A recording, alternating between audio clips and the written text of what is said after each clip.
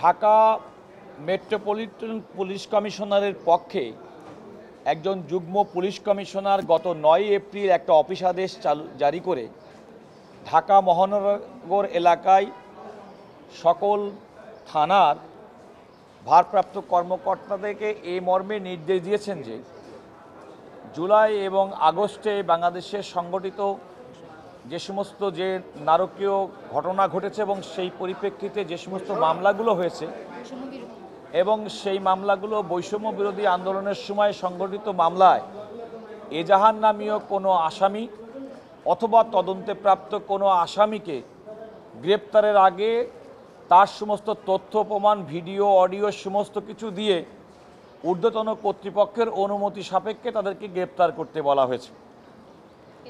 এটা এমনকি কোনো ব্যক্তি যদি তদন্তে প্রাপ্ত হয় তাহলে তাকেও গ্রেপ্তারের ক্ষেত্রে ঊর্ধ্বতন কর্তৃপক্ষের পূর্বানুমতি নেওয়ার একটা বাধ্যবাধকতা আরোপ করা হয়েছে।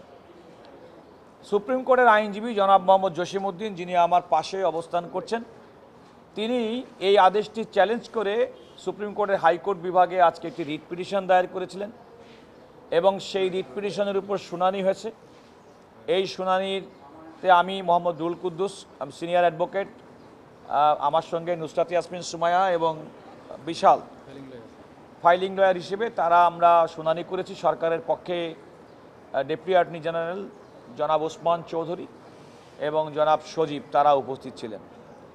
আমরা আদালতকে যে কথাটি বলেছি যে বাংলাদেশে ফৌজদারি ব্যবস্থায় আসলে কিভাবে কোনো মামলা রুজু হওয়ার পরে কিভাবে গ্রেপ্তার হবে, তদন্তপ্রাপ্ত আসামি কিভাবে কখন গ্রেপ্তার হবে, সমস্ত কিছু আমাদের ফৌজদারি কার্যবিধিতে বিধৃত আছে। দ্বিতীয়ত, আমাদের সংবিধানে উল্লেখ করা আছে কোনো ব্যক্তি যদি কোনো পুলিশ কর্মকর্তা কগনাইজেবল অফেন্সে যদি কোনো কারণে গ্রেপ্তার করেন 24 ঘন্টার মধ্যে তাকে ম্যাজিস্ট্রেটের সামনে উপস্থিত করতে হবে। এই কথাটি আমাদের ফৌজদারি কার্যবিধিতেও আছে। আদালতের সামনে আমরা উল্লেখ করেছি যে কোনো নাগরিক, নিরীহ নাগরিক কোনো কারণে অন্যায় গ্রেপ্তার কিংবা অন্যায় বিচারিক প্রক্রিয়ার শিকার হোক সেটা আমরা প্রত্যাশা করি না।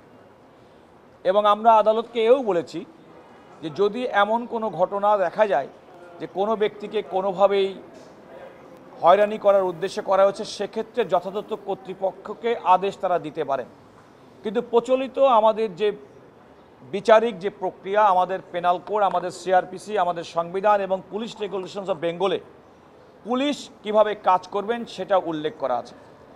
এই অফিস আদেশটি পুলিশের এই স্বাধীন কাজ করার ক্ষেত্রে একটা প্রতিবন্ধকতা সৃষ্টি করবে এবং সেই প্রতিবন্ধকতা সৃষ্টি করার কারণে সমাজে আইনশৃঙ্খলা পরিস্থিতির অবনতি হতে পারে।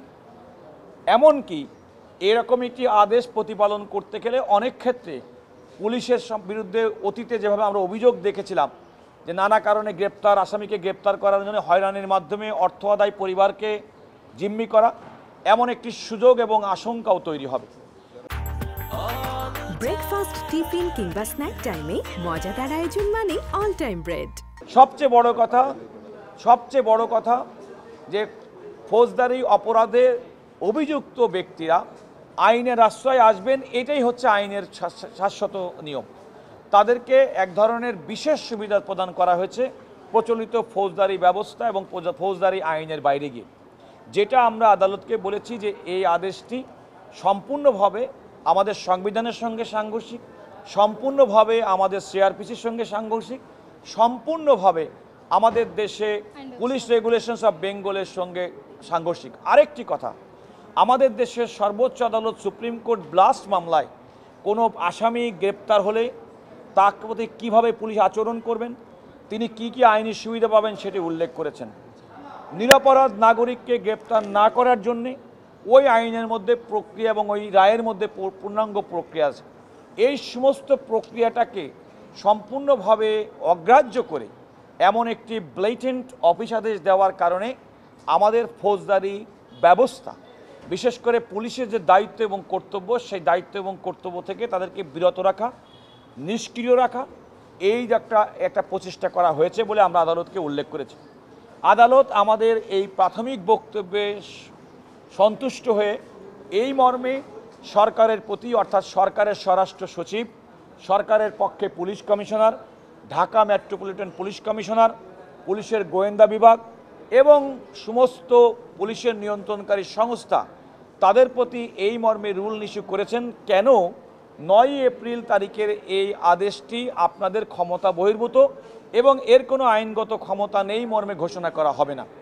আদালত একই সঙ্গে ওই আদেশের অফিস আদেশের অর্থাৎ 9/4/2025 তারিখের যে আদেশের মাধ্যমে পুলিশকে কোনো ফৌজদারি মামলার আসামি, বৈষম্য বিরোধী আন্দোলনের সময় দায়েরকৃত মামলার আসামি, এজাহার নামীয় এবং তদন্তপ্রাপ্ত আসামিদেরকে গ্রেপ্তার না করার যে নির্দেশ দিয়েছিল প্রকারান্তরে, সেটির কার্যকারিতা স্থগিত করেছে। এই আদেশের ফলে পুলিশ অত্যন্ত স্বাধীনভাবে তারা এখন তাদের দায়িত্ব পালন করতে পারবে। একজন নাগরিক হিসেবে একটি কথা বলে রাখি, যেহেতু এই মামলাটি জনস্বার্থে আমাদের সুপ্রিম কোর্টের একজন আইনজীবী করেছেন, আমরা কিন্তু আদালতের কাছে সুস্পষ্টভাবে বলেছি আমাদের কোনো উদ্দেশ্য না কোনো নিরীহ নাগরিক, কোনো কারণে ইনোসেন্ট নাগরিক কোনো কারণে হয়রানির শিকার না হোক, সে মিথ্যা মামলায় হোক, মেজার নামী আসামি হোক কিংবা তদন্তপ্রাপ্ত আসামি হোক। কিন্তু সরকার প্রদত্ত আদেশের মাধ্যমে যেন আমাদের ফৌজদারি ব্যবস্থাটাও ক্ষতিগ্রস্ত না হয়, আইনজীবী হিসেবে দেশের সচেতন মানুষ হিসেবে সেটিও আমাদের রক্ষা করতে হবে। কারণ সমাজে আইন শৃঙ্খলা রক্ষা করা, মানুষের ন্যায় বিচার সুনিশ্চিত করা, জুলাই আগস্টে গণহত্যা যারা চালিয়েছেন, যারা হত্যাকাণ্ডের সঙ্গে, তাদেরকে আইনের বিচারের মুখোমুখি করা আইনি প্রক্রিয়ার মাধ্যমে, সেটাও কিন্তু আমাদের ন্যায় বিচার আইনের শাসনের অন্যতম একটা অনুষঙ্গ। সেই বিষয়টি আমরা আদালতের কাছে বলেছি। আদালত সাংবিধানিক আদালত, আমাদের বক্তব্যের প্রাথমিক সত্যতা কিংবা যুক্তিযুক্ততা প্রমাণ পেয়ে ওনারা রুল ইস্যু করেছেন এবং অন্তর্বর্তীকালীন আদেশ দিয়ে এই আদেশটি 3 মাসের জন্য স্থগিত করেছেন।